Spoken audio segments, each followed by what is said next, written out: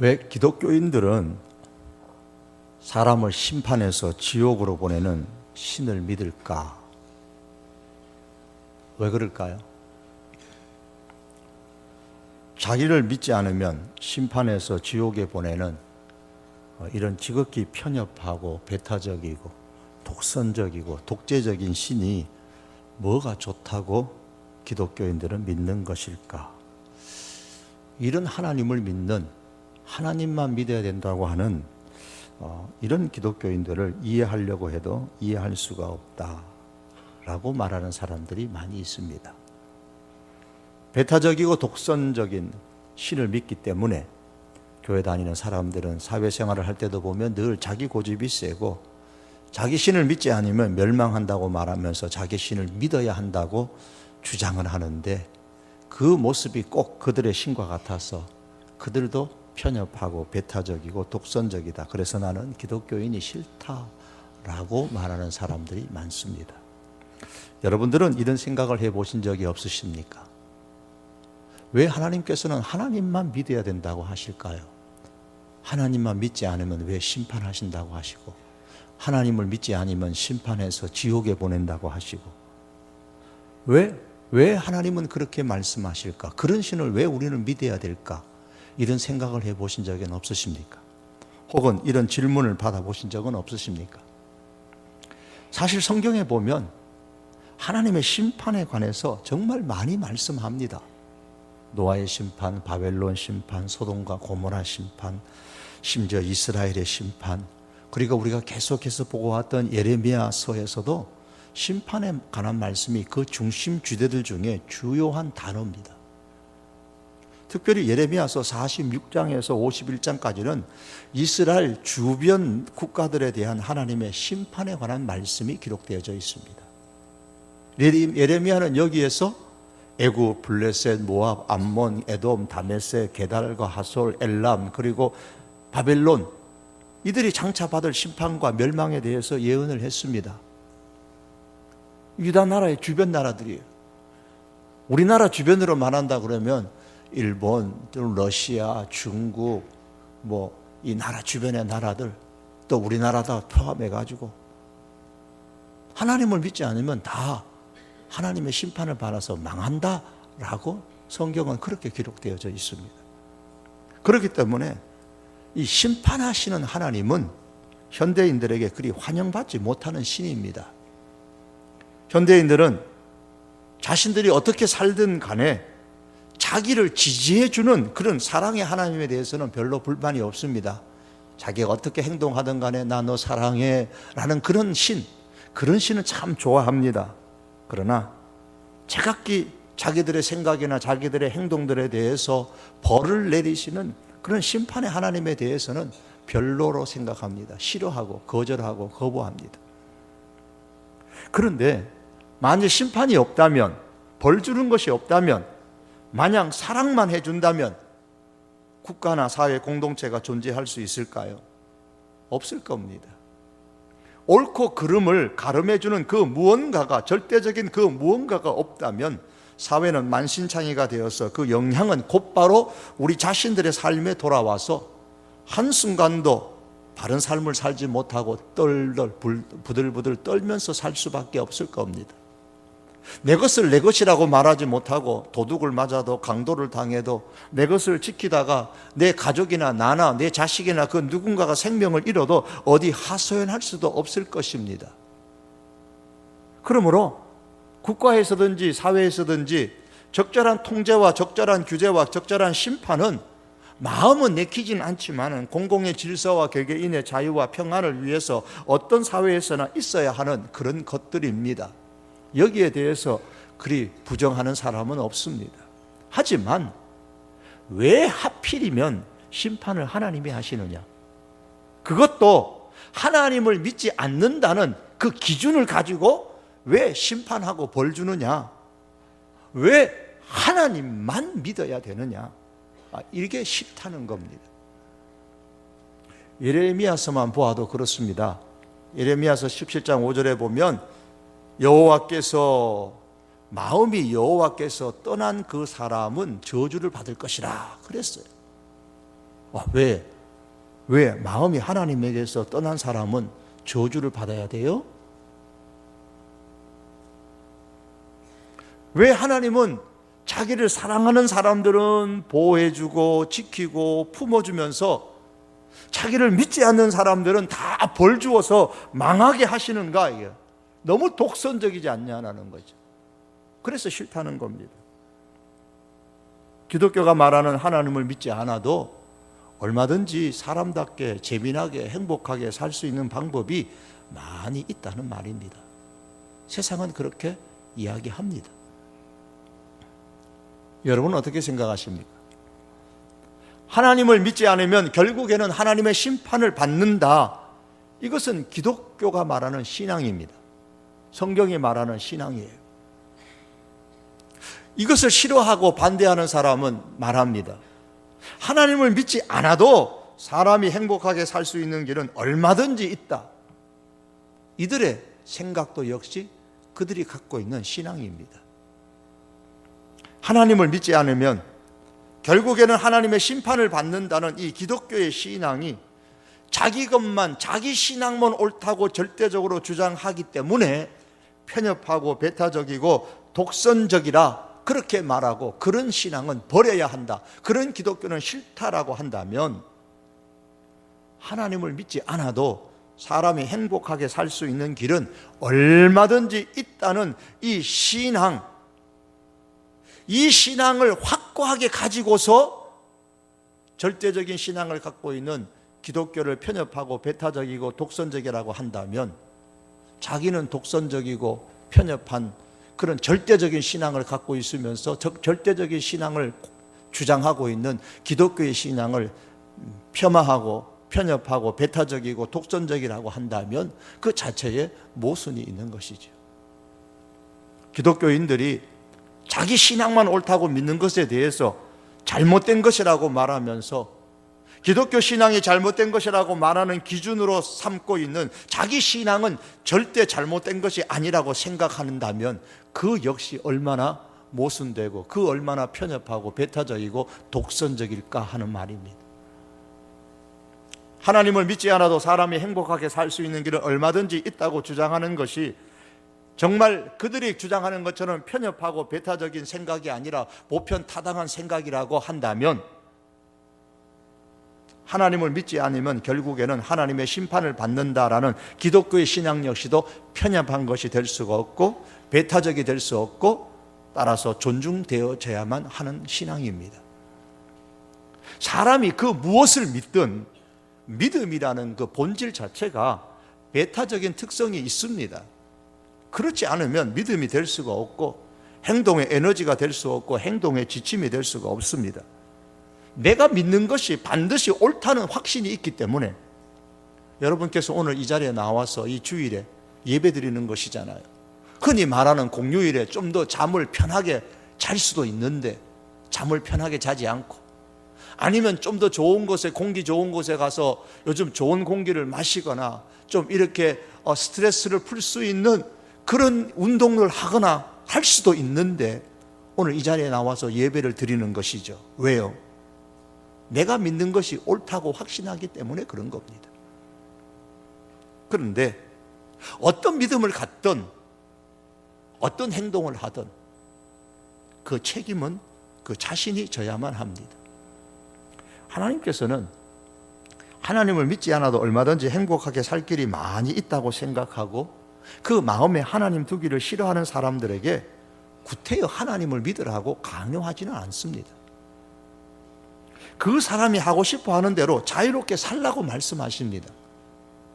성경은 말씀하기를 또한 그들이 마음에 하나님 두기를 싫어하며 하나님께서 그들을 그 상실한 마음대로 내버려 두셨다 그랬습니다.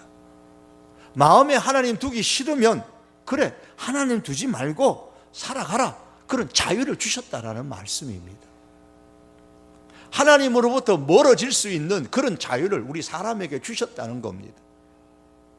이런 자유를 원하는 사람은 이런 자유를 가지고 하나님 없이도 나는 얼마든지 행복하게 살 수 있다는 신앙을 가지고 살면 됩니다. 하지만 그 결과에 대해서 하나님께서 심판하시겠다고 하면 그 심판을 믿든지 안 믿든지 그 자체는 그 사람의 자유지만, 만일 하나님이 실제하시고 하나님의 심판이 실제로 있다면 그에 따르는 결과는 그 자신이 책임을 져야 할 것입니다. 결국 사람을 보면 두 부류가 있습니다. 한 부류는 하나님의 뜻대로 이루어지이다 라고 믿는 사람이 있는 반면에, 또 한 다른 부류는 내 뜻대로 이루어지이다 라고 믿는 사람이 있습니다. 자기 중심적으로 자기의 뜻이 이루어지기를 바라는 것도 자기 신앙이에요. 하나님의 뜻대로 이루어지이다 라고 믿는 신앙, 하나님 중심 신앙도 신앙이에요. 이 둘 다 신앙인데, 하지만 이 둘 다 신앙이라고 해서 둘 다 모두 옳은 신앙이라고 할 수는 없습니다. 왜냐하면 이것이 너무 상반되기 때문에 둘 중에 하나는 분명히 잘못된 신앙입니다. 어느 쪽이 옳은 신앙이고 어느 쪽이 잘못된 신앙인지는 역사의 흐름을 보아서도 우리는 판단할 수가 있습니다. 본문의 말씀은 그렇게 하나님 없이 자유롭게 살았던 여러 나라들과 사람들에 대해서 하나님께서 심판하시겠다고 말씀하십니다. 성경은 하나님께서 심판하실 때가 있다고 말씀합니다. 애굽을 향하여 말씀하기를 재난의 날이 이르렀고 벌받을 때가 왔음이라. 벌받을 때가 있다고 말씀하세요. 모압을 향하여서도 내가 모압이 벌받을 해가 임하게 할 것이라고 했습니다. 에돔을 향하여서 내가 그를 벌할 때가 이르게 하리로다. 이렇게 하나님께서 심판하시는 시간이 있고 심판하시는 시대 때가 있습니다. 그런데 그 어느 나라도, 그 어떤 사람들도 자신들이 하나님의 심판을 받을 것이라고는 전혀 생각하지 않았습니다. 하나님을 믿지 않았기 때문이죠. 그렇기 때문에 하나님을 믿지 않아도 얼마든지 평안하게 살고 좋은 환경 가운데서 살고 많은 재물을 모으고 그것을 즐기고 살고 행복하게 살 수 있다고 생각했습니다. 또한 하나님 없이도 지금 우리가 그렇게 살고 있지 않느냐고 말합니다. 그렇기 때문에 그들은 제각기 이렇게 주장합니다. 누가 내게 대하여 대적하겠느냐? 누가 날 심판해? 우리는 용사요 능란한 전사다 그랬습니다. 우리는 세상이 두려워하는 존재다 그러면서 자신을 과시했습니다. 그렇게 외치면서 하나님 없이 살았습니다. 하나님의 심판 물론 전혀 믿지 않고 살았습니다. 하나님의 심판을 믿지 않고 사는 그 자체가 그들의 신앙이었어요. 그러나 하나님은 그들이 그렇게 살고 있는 동안에 하나님의 심판을 준비하고 계셨다라고 말씀합니다. 그리고 이들을 향하여서 그렇게 살면 심판이 있을 것이라고 계속 말씀하십니다. 성경이 말씀합니다. 로마서 2장 5절에 보면 내 고집과 회개하지 아니한 마음을 따라 진노의 날, 곧 하나님의 의로우신 심판이 나타나는 그날에 임할 진노를 너에게 쌓는도다 하고 했습니다. 사람들이 하나님의 진노를 계속 차곡차곡 쌓고 있다라는 말씀입니다. 나는 하나님 없이도 얼마든지 잘 살고 잘 되고 유능한 사람이 될 수 있다고 말하고 살아가는 동안에 그 고집 때문에 하나님의 진노를 계속 쌓으면서 살고 있다는 겁니다. 그래서 성경은 말씀하기를 내가 하나님의 심판을 피할 줄로 생각하느냐라고 반문합니다. 피할 수 없다는 말씀이지요. 그런데 이보다 더 중요한 것은 예레미야 46장에서 51장까지 세계 10개 나라의 심판과 멸망에 관한 그 말씀이 그 말씀대로 그렇게 성경 밖의 역사 가운데서 성취되어졌습니다. 그걸 우리는 이미 예레미야는 예언했지만, 멸망을 예언했지만, 오늘 우리는 그 멸망의 예언이 성취된 것을 지금 과거로 돌이켜보면서 우리는 보고 있습니다. 그것도 한 나라도 예외 없이 성경 말씀에 예언한 대로 역사 가운데서 그대로 다 성취되어졌습니다. 이것이 중요합니다.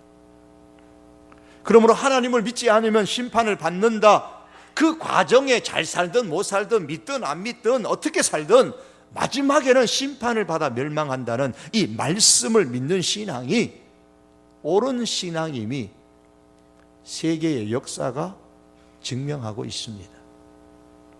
메멘토 토리라는 라틴어가 있습니다. 자신의 죽음을 기억하라. 너는 반드시 죽는다는 것을 기억하라 라는 의미입니다.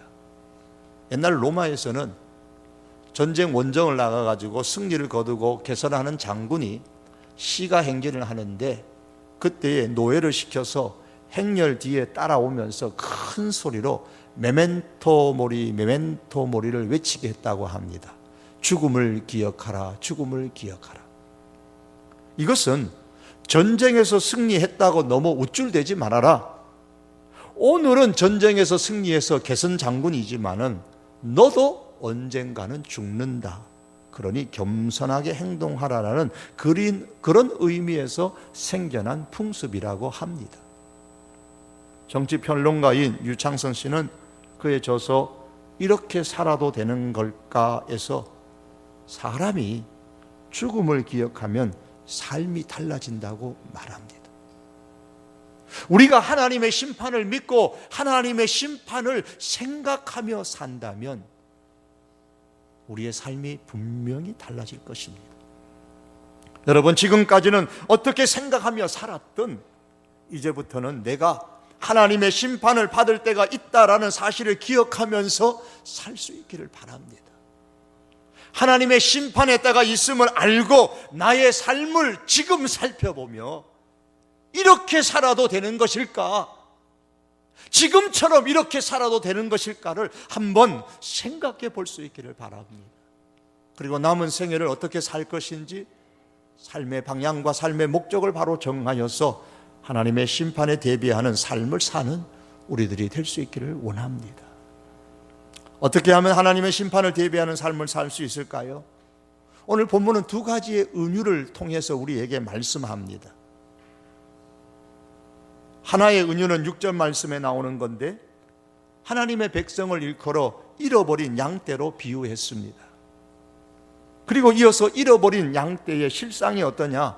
6절 하반절에 보니까 그들이 산에서 언덕으로 돌아다니며 쉴 곳을 잊었도다 그랬어요. 잘못된 길로 들어가는 바람에 쉴 곳을 잃어버렸습니다. 즉 하나님을 잃어버렸기 때문에 쉴 곳을 잃어버리는 인생이 되었다는 거예요.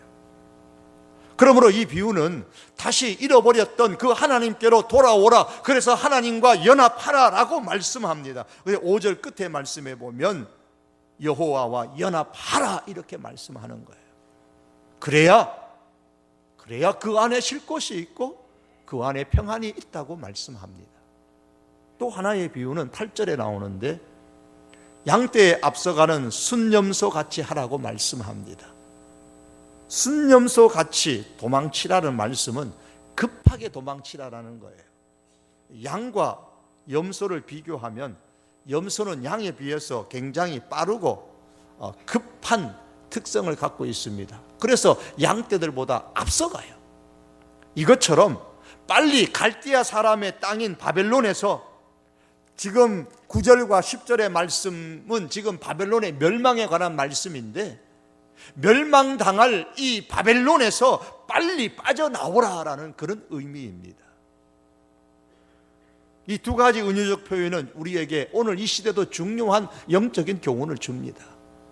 먼저 우리가 세상을 살아갈 때에 하나님을 잃어버리면 쉴 곳을 잃어버립니다. 그래서 하나님을 잃어버리지 말고 오히려 하나님과 연합해야 된다고 말씀합니다. 만일에 어쩌다가 하나님을 잃어버리는 인생이 되었다면 다시 하나님을 찾고 하나님을 인도자로 삼고 살아야 한다라고 말씀합니다.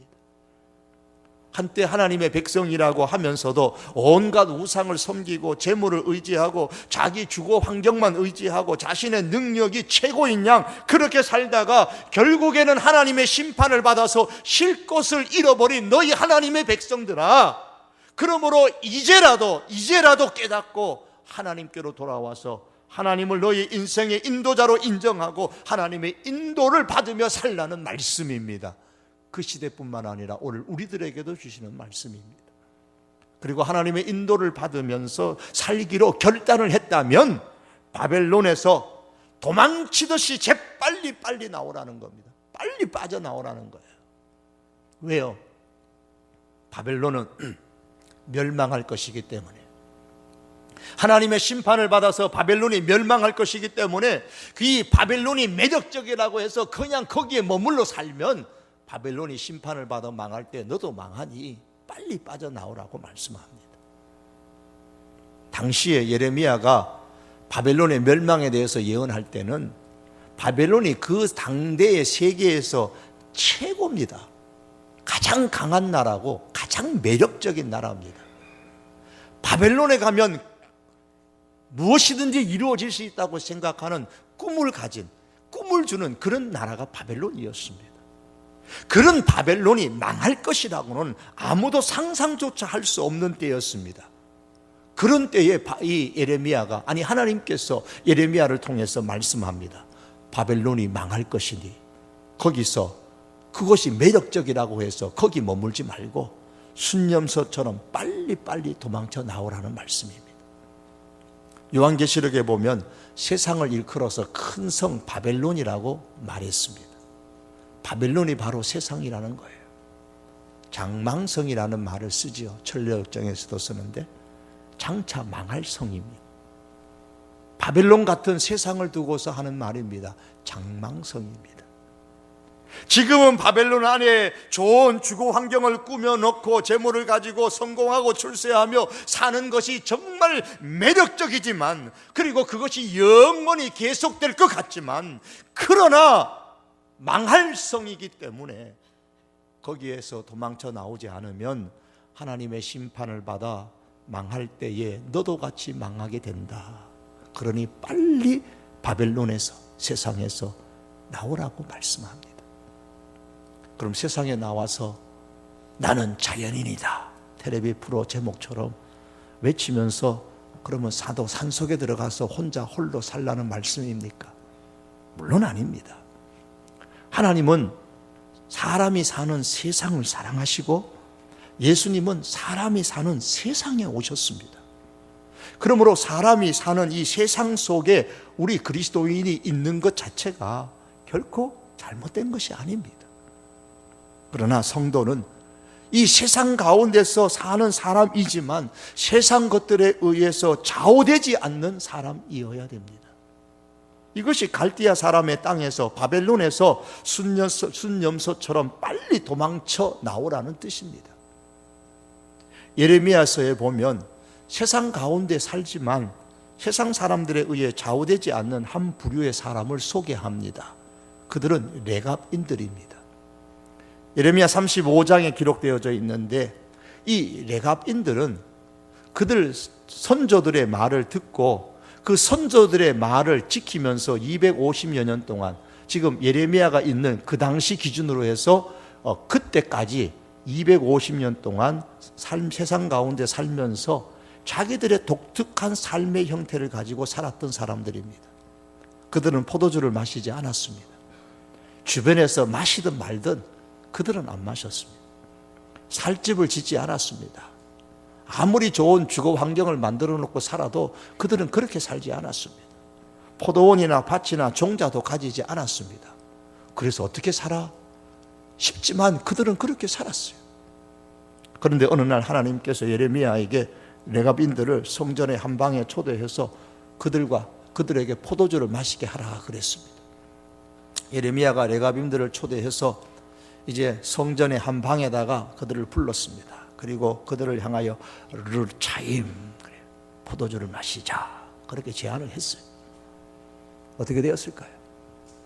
자기들을 초대한 예레미야의 마음을 상하지 않게 하려고 예레미야의 그 얼굴을 봐서 한 모금씩 포도주를 마셨을까요? 아니면 지금은 전쟁 중이니까 이런 상황에서도 잠시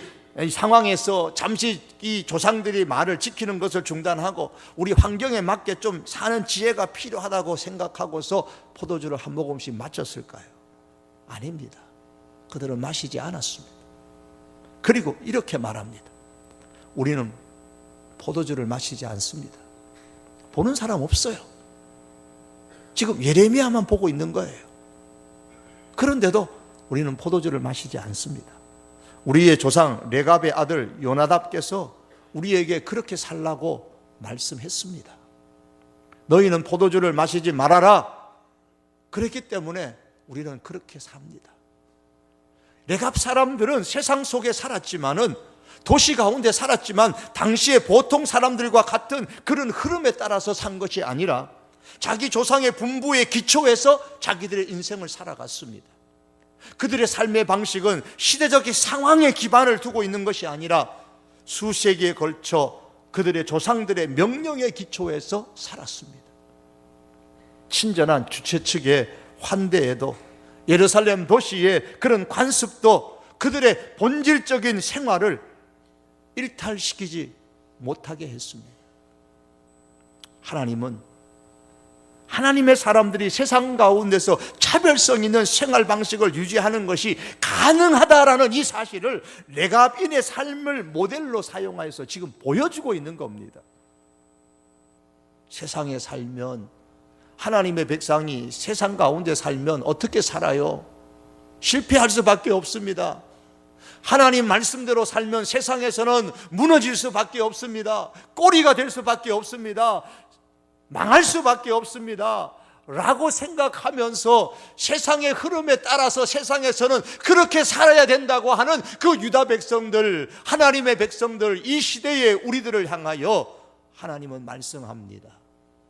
세상에 살면서 세상 것들에 의해 좌우되지 않는 삶이 과연 가능한가? 그렇다, 가능하다라는 사실을 레갑인들의 삶을 제시하면서 보여주시는 겁니다. 레갑 사람들이 자기 선조의 명령에 따라서 살았다면 하물며 하나님의 사람인 너희들은 내가 명령한 말을 삶의 기초로 삼고 살 수 있지 않느냐? 하나님은 이렇게 반문하시는 겁니다. 그렇습니다, 여러분. 레갑 사람들이 보여준 것과 같이 성도는 세상 것들에 의해서 좌우되지 않아도 세상 가운데서 살 수 있습니다. 세상 가운데서 도망쳐 나와서 그들의 삶의 가치에서 도망쳐 나와도, 그들의 문화 속에서 빠져나와도 세상 가운데서 살 수 있습니다. 세상 사람들에 의해 좌우되지 않아도 신앙을 지키고 살 수가 있습니다. 물론 때로는 더 손해를 볼는지도 모르겠습니다. 좀 더 힘든 경우도 있을는지 모르겠습니다. 그러나 살 수가 있습니다. 세상의 문화와 가치가 우리를 더욱더 행복하게 만들어주고 있습니까? 철학자 윌리엄 바레트는 이런 이야기를 했어요. 현대 문명은 과거의 기대 이상으로 수많은 사람들의 물질적 수준을 높여 주었는데 그들을 더 행복하게 만드는데 과연 성공했는가? 많은 양의 현대 문학으로 판단해 보건대 아니오라고 대답해야 할 것이다. 오히려 어떤 면에서는 정반대의 것을 이룩했다고 말해야 할지 모르겠다라는 답변을 했습니다.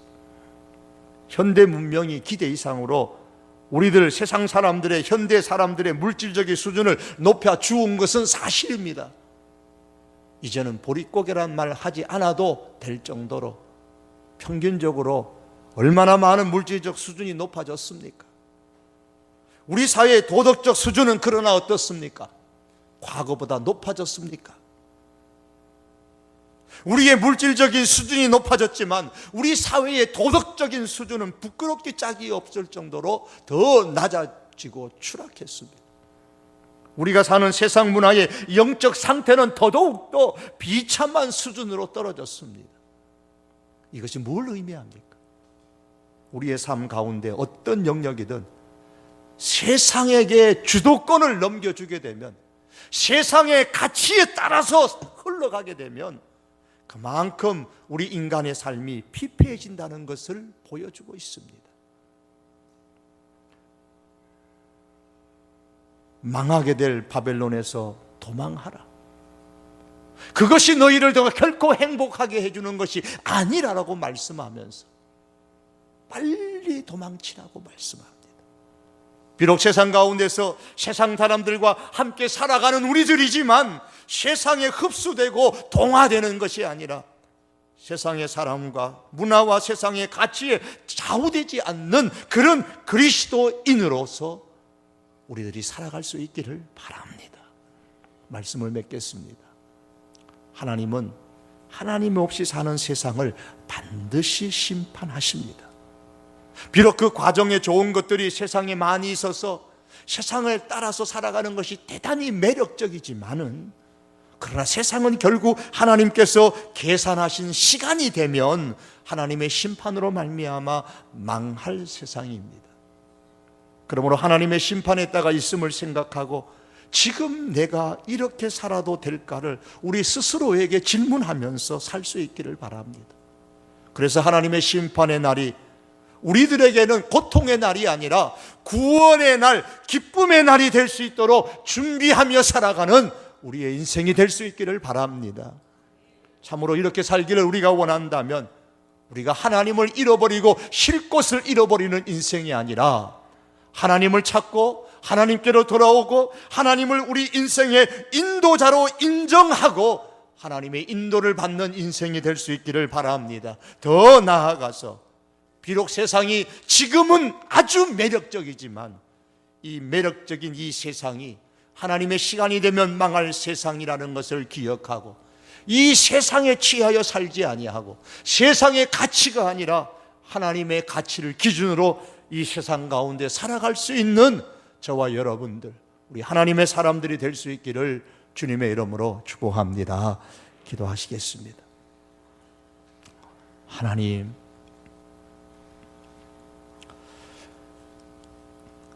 반드시 심판하시고 하나님의 심판에 인해서 믿지 않는 저들이, 믿지 않는 사람이 망할 것이라고 하셨습니다.